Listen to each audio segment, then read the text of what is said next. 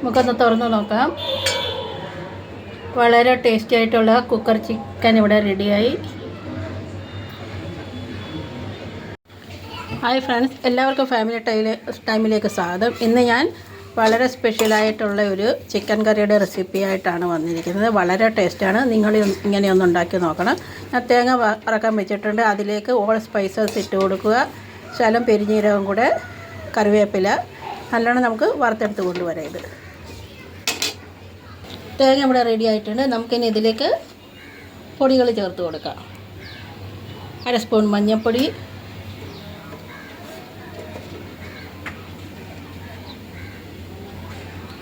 1 spoon മല്ലിപ്പൊടി.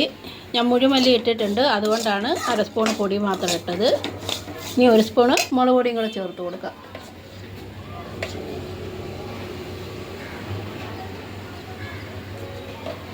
നല്ലവണ്ണം മിക്സാക്കി എടുക്കാം.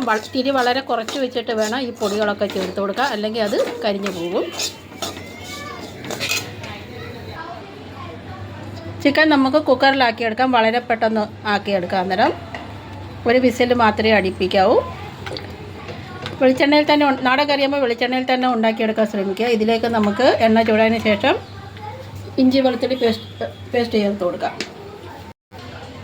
എണ്ണ ചൂടായിട്ടുണ്ട്. ഇതിലേക്ക് ശകലം കടുക് ചേർത്ത് കൊടുക്കാം.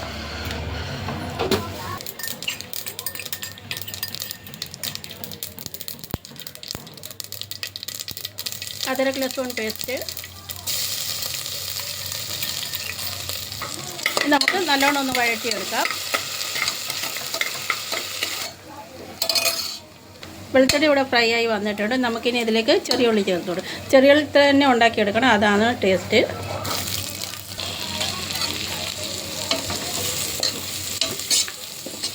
ഇതിലേക്ക് ശകലം ഉപ്പും കൂടെ ചേർത്ത് കൊടുക്കാം.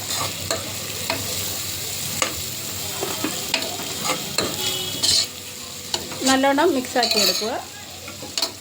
നല്ലോണം വഴറ്റിയെടുക്കുക. ഇതും അങ്ങനെ നമ്മുടെ ഉള്ളി ഫ്രൈ ആയി വന്നിട്ടുണ്ട്. നമുക്കിനി ഇതിലേക്ക് തക്കാളി ചേർത്ത് കൊടുക്കാം.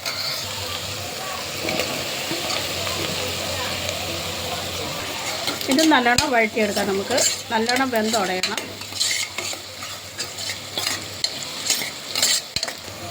ഇത് 1 മിനിറ്റ് അടച്ചു വെച്ച് വഴറ്റിയെടുക്കാം. നമുക്ക് തുറന്ന് നോക്കാം.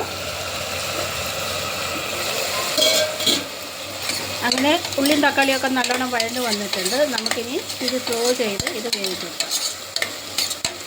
അപ്പോഴത്തേക്ക് നമുക്ക് ചിക്കൻ കഴുകി വൃത്തിയാക്കി കൊണ്ടുവരാം. അപ്പോഴത്തേക്ക് നമുക്ക് മസാല അടിച്ചെടുത്ത് കൊണ്ടുവരാം.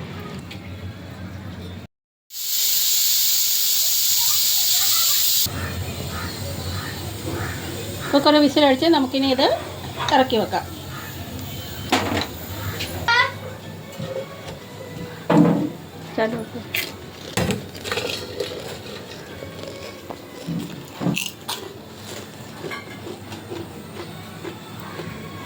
കഴുകി വൃത്തിയാക്കി എടുത്ത് വന്നിട്ടുണ്ട്. നല്ലോണം പിഴിഞ്ഞ് മുറുക്കി എടുക്കണം. നമ്മൾ കുക്കറിൽ ആക്കുന്നതുകൊണ്ട് അതിൽ ഓൾറെഡി ചിക്കനിൽ നിന്ന് വെള്ളം ഇറങ്ങും. പിന്നെ കുക്കറിലാണെങ്കിൽ ഒന്നുകൂടെ വെള്ളം ഇറങ്ങി വരും. അതിൽ നമുക്കിനി മസാലയിലേക്ക് ചേർത്ത് കൊടുക്കാം.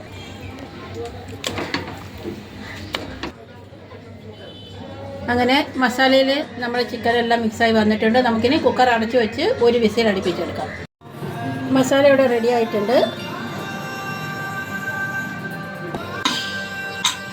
നമുക്കൊന്ന് തുറന്ന് നോക്കാം. ചിക്കൻ എന്തോ ആയോ എന്തോ. ചിക്കനൊക്കെ വെന്ത് റെഡി ആയിട്ടുണ്ട്. നമുക്കിനി മസാല ചേർത്ത് കൊടുക്കാം ഇതിലേക്ക്.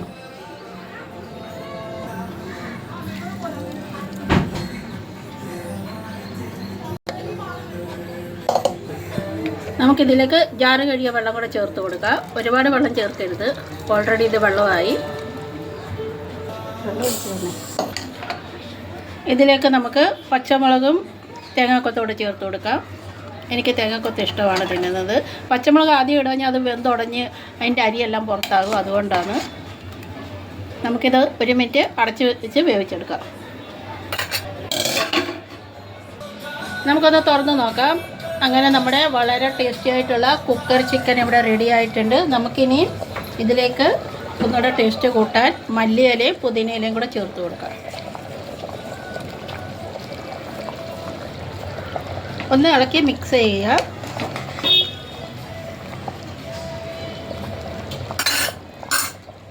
അങ്ങനെ നമ്മുടെ ചിക്കൻ ഇവിടെ റെഡി ആയിട്ടുണ്ട്. നമുക്ക് അടച്ചു വെച്ച് ഗ്യാസ് ഓഫ് ചെയ്യാം.